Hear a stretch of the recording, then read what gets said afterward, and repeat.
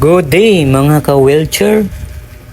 Maglaba muna tayo mga ka-wheelchair. Ngayon, ayan, maglagay muna tayo ng downy.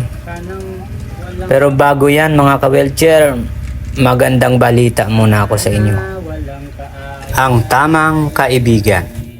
Ang taong walang pangunawa ay kinukutya ang kapwa. Ngunit ang taong may pangunawa ay hindi nangungutya. Ang mga taong madaldal ay nagsisiwalat ng sekreto ng iba. Ngunit ang taong mapagkakatiwalaan ay nakakapagtago ng sekreto ng iba. Kaya mga ka-wheelchair, mamili ng tamang kaibigan.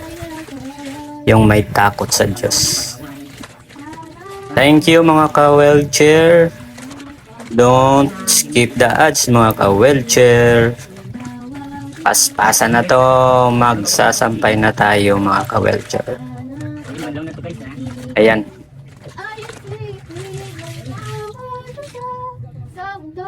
Bakbakan na mga ka-wheelchair.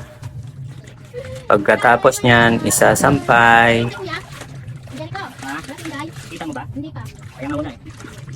Mag-iwan lang mga ka-wheelchair ng bakas at ako'y babalik sa bahay ninyo mga ka-wheelchair. Thank you so much. God bless you all.